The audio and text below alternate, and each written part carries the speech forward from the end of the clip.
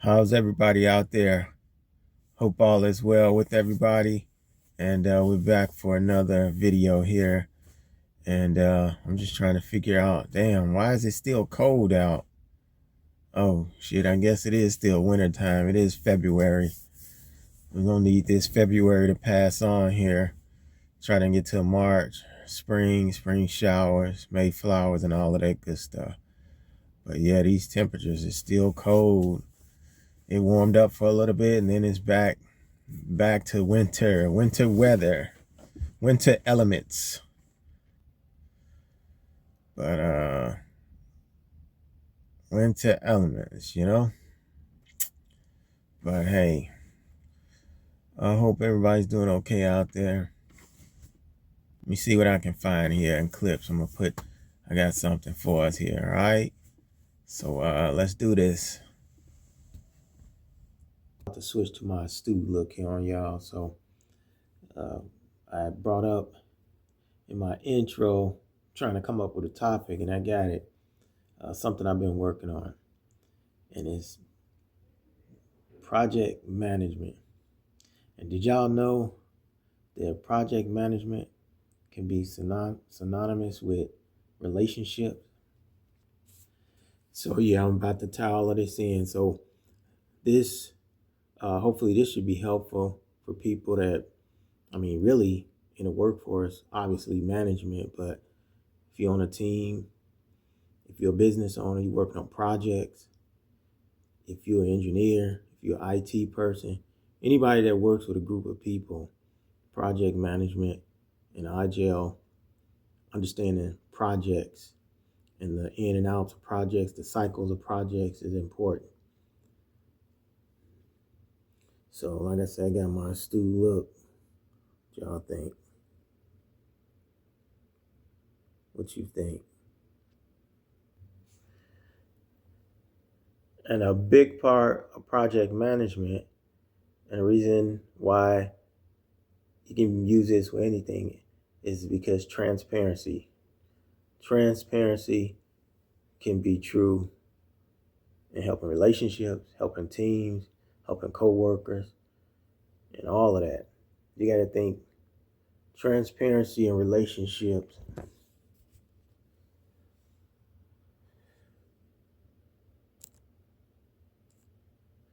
Transparency in relationships means being open and honest with your partner, freely sharing thoughts, feelings, actions without keeping secrets.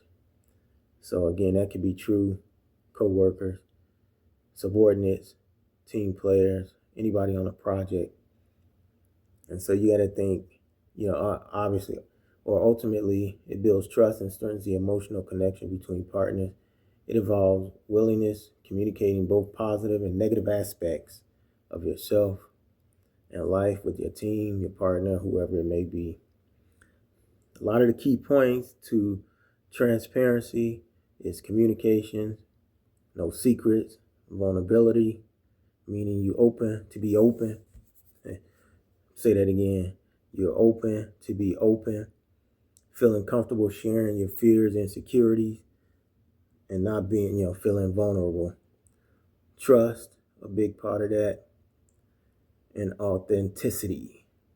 Being authentic is a big part. So you got to think there's appropriate boundaries. While transparency is important, doesn't mean you have to share every single thought. Meaning, like, as a team member, get your thoughts together. Make sure you got a well thought out plan. And if you need to scrap some thoughts, you can do that.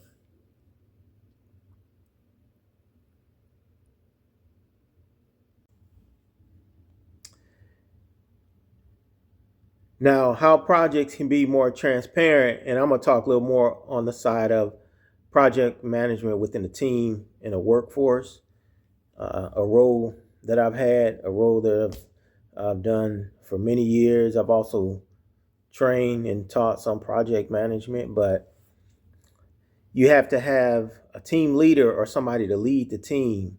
And so as a leader in the organization, project manager should be a role model for the transparency, right? You get that?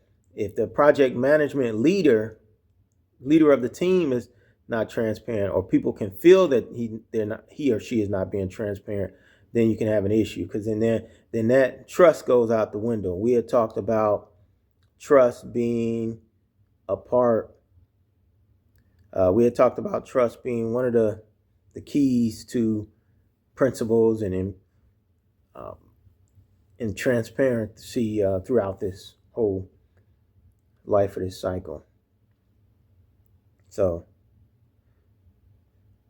as a leader, you have to have difficult conversations earlier to move past issues and focus on solutions.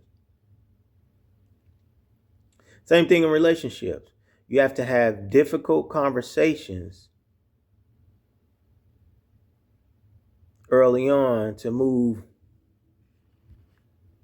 You have to have difficult conversation early on to try to move and get to transparency and help get to the solution that you're trying to get to.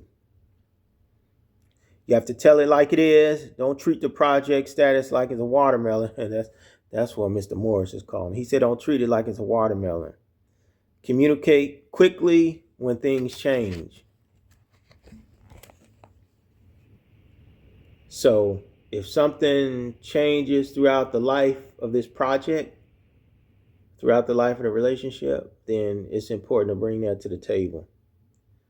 Communicate quickly with this change. And lastly, involve others in the decision making where it makes sense and doesn't slow the progress.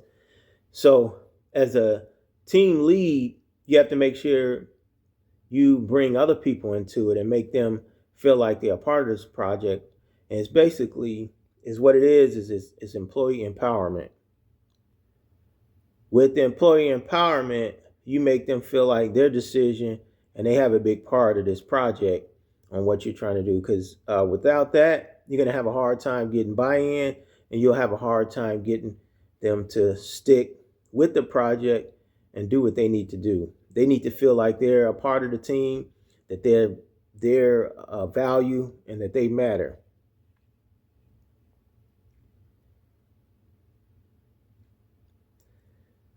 A big thing I had said earlier, joking around about like relationship, you can get you like a race board, but obviously when you're on a team doing a project, you want to have visuals. You want to have some sort of board where you can jot down information.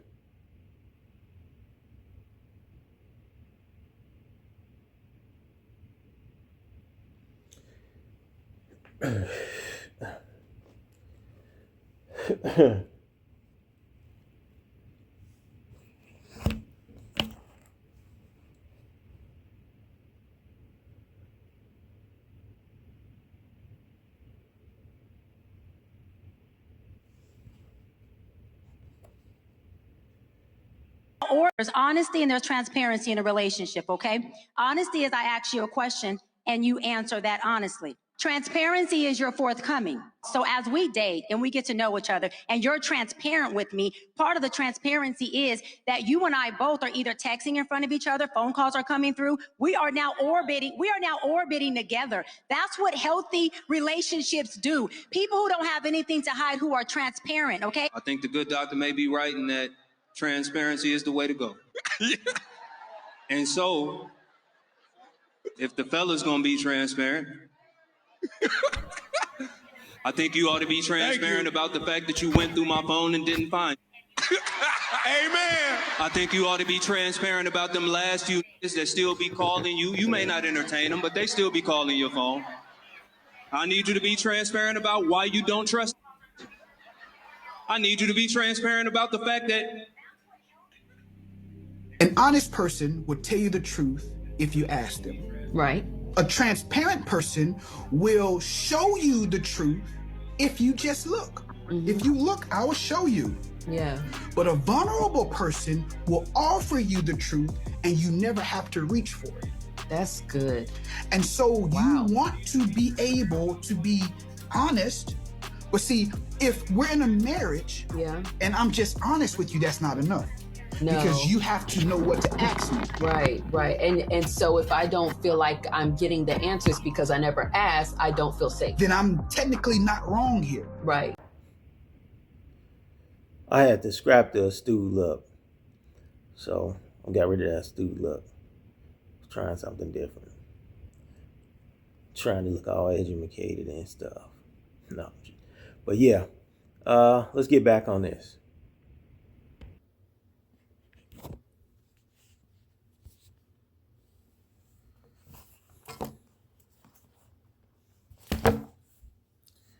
All right.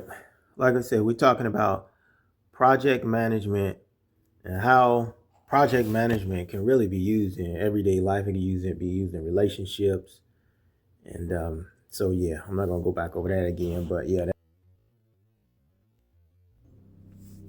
So, when I'm always doing these episodes, these videos, I like to tie in either clips off the internet.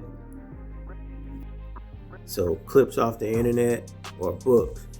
But I recently picked up this book and I was reading, I believe it was authors Mr. Morris, and talking about project management.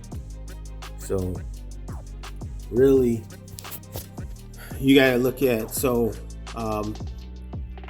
the project management life cycle: initiation, discovery, delivery, and closure. So if you're in a relationship, y'all trying to resolve something, you sit down with a pen and a pad, a blackboard, easy, erase board, whatever you want to do, and you can do the same thing. Initiation, discovery, delivery, and closure. As y'all go along in this process of whatever you're trying to resolve in a project, as you start to initiate and discover, you go to the delivery part. It's okay to circle back around. You're still learning, trying to figure things out, and circle back around to discovery and bring back to delivery before you end up with closure. So you can circle back around from discovery to delivery. And then, like I said, that's the learning stage, and before you get to closure.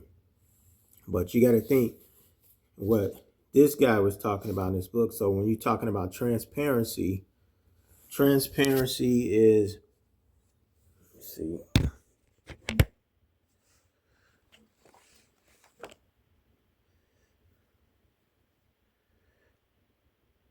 So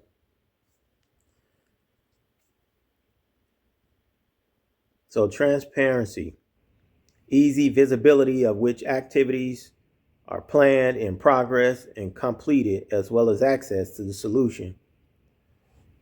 So when you get to the inspection part, and these are all, what I'm talking about now is these are all frameworks, principles of the thinking of as we talk about this life cycle. So I read off transparency, which is a big thing, but inspection, investing time to assess the work completed and the effectiveness of ways of working. Adaptation, making the decision to improve something and then following through by doing it. So as you're starting to discover and you're going through the discovery phase and you're trying to figure things out, as you move to the delivery stage, you're having to make decisions and you're trying to work on trying to improve it as you go along. Transparency is critical to the success of an organization adopting the agile ways of working, and especially pertinent to development of the project where it was originated. All right. But typical issues, and we talk about like with relationships, and y'all trying to figure out a problem, you're trying to come to a solution. But typical issues seen on a team or in a relationship is not sharing concerns about risk and dependencies until they have already become an impediment. Impediment, yeah, that's correct. Hoarding essential information or knowledge so that people have to come to them, or people have to, find it, come get that information on their own. Misrepresenting status of work or your your position,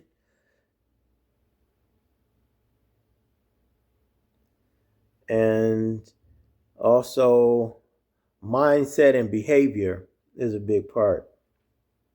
So you got to think transparency can be thought of as both mindset and behavior.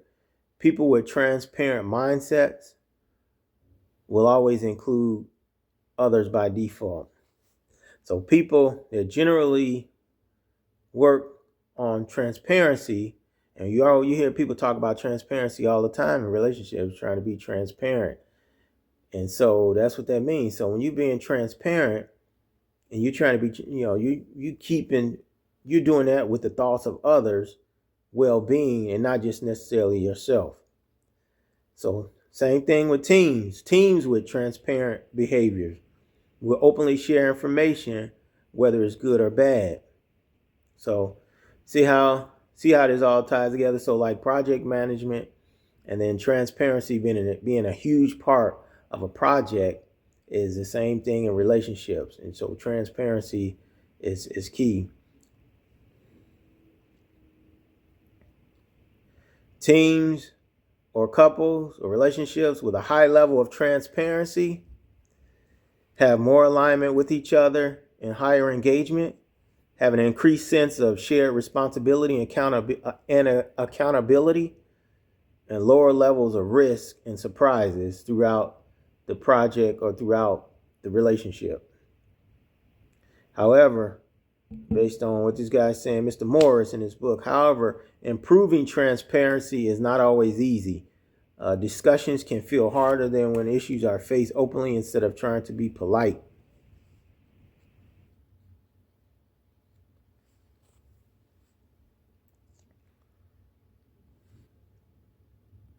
Hey everybody, my name is Suanne Fikir. And my name is Josh Fikir. And we want to welcome you to the First. Okay. The First stands for finances, intimacy, relationships, sex, time, but we also like transparency. And speaking of transparency, today we want to just talk to you about the importance of that, especially in today's time. So if what you saw earlier, if that connects or resonates with you and you want to hear more about it, just keep watching and don't forget to like and subscribe. How transparent are you with your significant other? Mm-hmm. If they look at you, can they tell how you're feeling? Mm-hmm. Are you saying something out of your mouth, but then within yourself, you know that you're feeling another way? Right. Those are really good questions because a part of the relationships and the mending process is understanding that your significant other is not a mind reader. It's what we're trying to do is understand that transparency a lot of times is either going to help you to get to the next level of your relationship or keep you on one level, depending on how transparent you are. And so in this time right now, with this pandemic, you ought to be as transparent as possible with one another because there's frustration that's lingering, there's fear, there's nervousness, there's uncertainties about the future, and you have to look at each other and say, so how you doing with all that's going on? Are you nervous at any way and all scared? What's going on in your mind? Because you can sit there and watch the media and see what's going on and both be going through the same thing, but never give each other a chance to talk about it. Correct. I know at one point when everything started with the coronavirus, I started feeling a little bit anxious within myself. Yeah. And if I can't be honest with Joshua, then where would I get that support, that encouragement from? Right. To overcome what I'm going through in my mind. Right. So with you being transparent, it allows you to have someone that can either coach you through what you're doing, or you have that support system that you feel like you're not going through this alone. Right. And it's so big. People sometimes they overlook, but the Bible has so much things to our benefit. And one of the things it says is that two is better than one. And then of course, what is it? Oh no, I'm gonna say iron sharpens iron. As a friend strengthens a friend. And so sometimes you're only as strong as the next person that you can actually help keep each other sharp. And so being transparent is not a sign of weakness. Sometimes you're feeling macho If you can't be completely vulnerable with your significant other, then who can you be vulnerable with? You help each other through these times. So we just got 2 things for you today to talk about transparency and the benefit of it. The first one is protecting or prohibiting. We'll explain that. The next one is robbing or rewarding. And so we're just gonna kind of talk about it. And I want you guys to also talk about it too. If you do have, and if you have a significant other, if you're in a relationship, or maybe you're not in a relationship, maybe it's your friend, and you guys are there for each other to be transparent. So protecting or prohibiting is just basically saying that you're thinking, when you're keeping your emotions to yourself, you're thinking that you're trying to protect the other one from feeling what you're feeling. But what you're really doing is prohibiting them from helping you through what you're feeling. What you're doing is that you're robbing that person of the opportunity to be a part of what you're going through. Right there, that was a nice segue, because we said there was protecting, prohibiting, and then there's robbing and rewarding. And so, like Sue said, I guess you're there when you're keeping it to yourself. You're robbing not just yourself, but your spouse an opportunity for you guys to kind of get through something together. Yes. Sometimes one may not say it, the other may not say it. So it's important that you all are both transparent and that the line of communication is open. Yeah, absolutely. This is how you grow. You think about it in a classroom setting when everyone had the same question, but it was just that one kid that was brave enough to raise their hands and teacher, I don't understand this. And then it's like everyone else was like, thank God, because I didn't get it either, and it's just that it took one kid to be vulnerable for the whole class to be transparent. So again, how projects can be more transparent, have more transparency, is to make sure that you have charts and boards, and then also make sure you're keeping the team up to date. Don't just post stuff up and assume that everybody's seeing it, everybody looks at it, because they don't always see it. Same thing in a relationship. Don't just assume they knew this or knew that. Transparency and communicating is everything. So projects should actively engage and communicate with the team players and stakeholder. Usually, when it's the company, you're talking about a team, you got stakeholders and other people that have value or have a piece of, how do I want to say it? Have some stake, they call them stakeholders.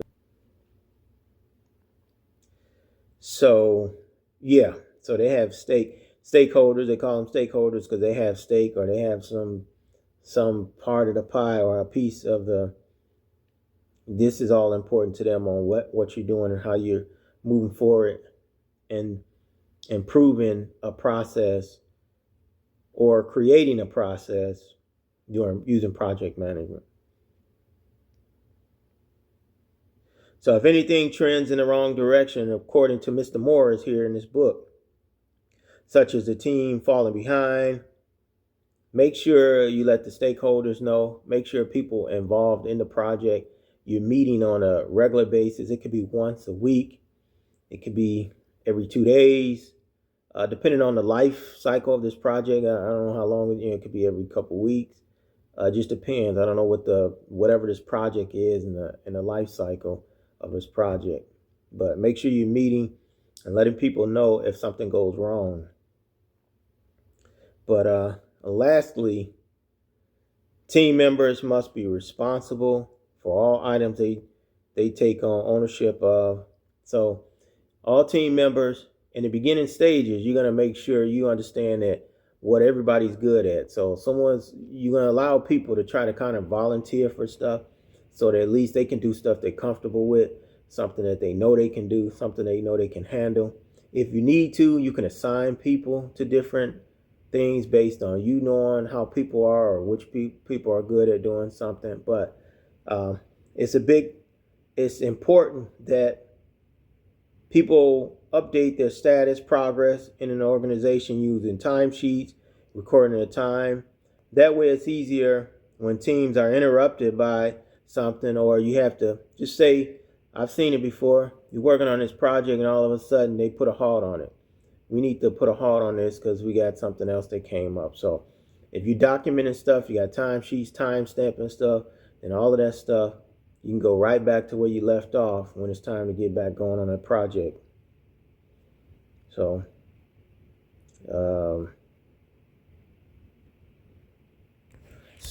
yeah, but that's pretty much it as far as transparency. Now, transparency and communication, they go hand in hand, and we all know that's key to relationships, it's key to projects, it's key to dealing with coworkers on a daily basis.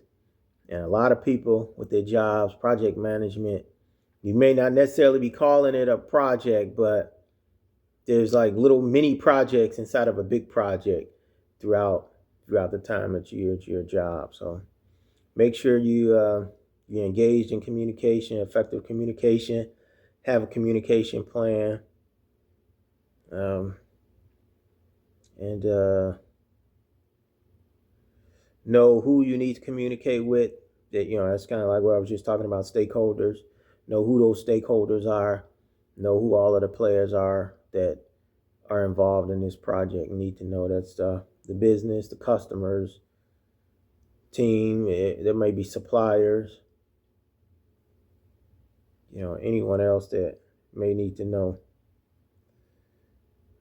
All right. But you all know how I like to do this here. I like to add clips in. So this book, it was a book that I was reading, and I wanted to just throw this in here. Let's see. Well, I wanted to use transparency because, everyday careers, that's what I'm about here, everyday career. So we talk about everything here.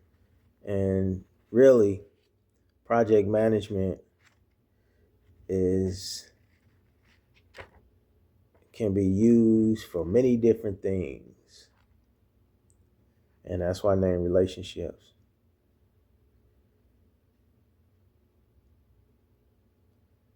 Yeah, so in summary, importance of transparency and learning is the engaged communication. Make sure you're doing reviews and following up, team retrospectives, going back and forth. If you need to go back, retrospect, pull something else back in, agreeing on improvement actions as you go along, and then just taking actions to adapt as you go. I mentioned after you get through the initiation stage, if I could say that word, then you move into that discovery stage. But during that discovery stage, as you're moving on to delivery, it's a learning process. So there's a learning. That's where you're learning. So sometimes you might discover, you get to delivery, then you figure, we need to go back to discovery. And delivery, discovery, that's why when you learn, you may need to do that. You may be able to fly right through the project from discovery to delivery to closure. So it just depends. But that's all about knowing project, where your project is, the status, and all of that good stuff. So, all right. If this has been helpful, entertaining, somewhat insightful, funny, whatever you want to call it, whatever you got out of it, listening, chat, whatever, hit that like button for me. I appreciate that. Subscribe. I appreciate that. And until we do this again here, I always like to say peace. And I always say peace out, because you know how I'll be big on preaching, telling y'all protect y'all peace. Let's keep the peace, y'all. Protect your peace. Peace out until we do this again. Later, my fellow peoples.